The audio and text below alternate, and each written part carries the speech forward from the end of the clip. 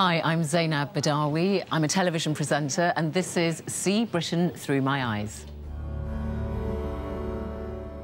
I was born in Sudan at the time when the British were in power there. But I moved with my family to London when I was 2 years old. Sudan got its independence in 1956.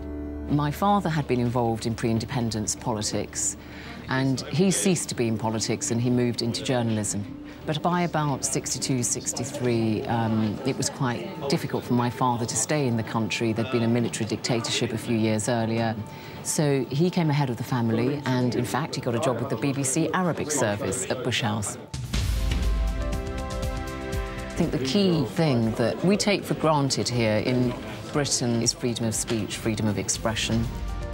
Having reported and worked in many countries abroad, I have seen and witnessed firsthand how there is a much tighter state control of the media. People aren't often given a true or balanced or accurate picture of what's actually going on. As we speak, there are people languishing in jail because they dared to speak out. I just stand on the steps there and I do a trail. Obviously, democracy here is an old, robust one. You can vote a government in, you can vote a government out. And so I suppose my background means that I don't take this liberty for granted, and I believe it is a real cornerstone of democracy. We ready? OK. How soon will debt-ridden Greece get the financial rescue package it's demanding? My news programme, World News Today, it's an evening programme that goes out in Britain on BBC4 television at 7 p.m, and it goes out on our international channel, BBC World News.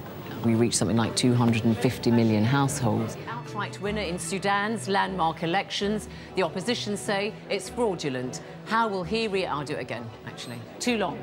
It's going to be too long.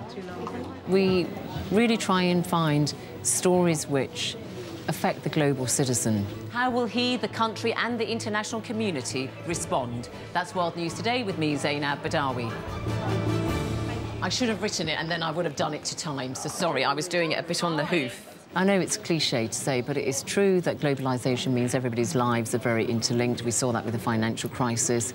Aaron, can I just borrow you for a sec?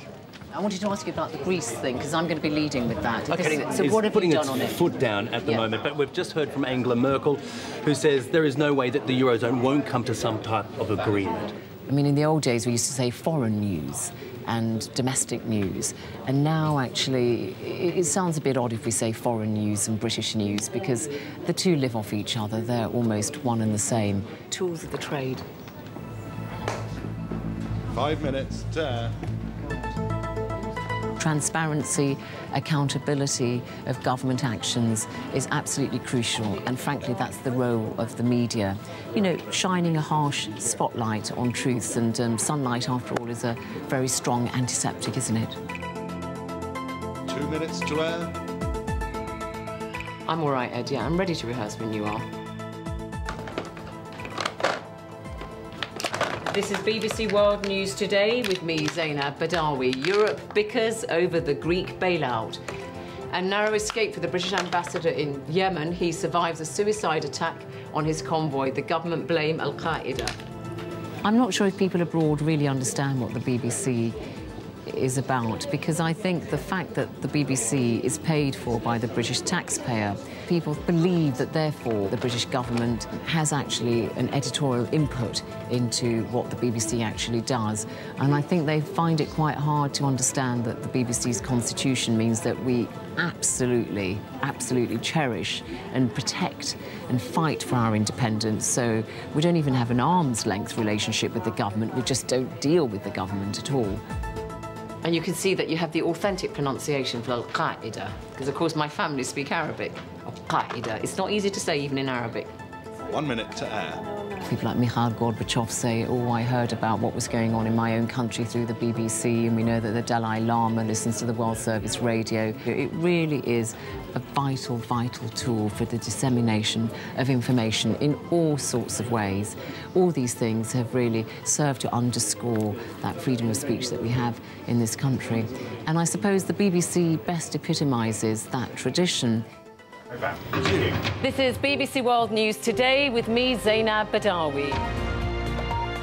I'm very proud to be an employee of the BBC.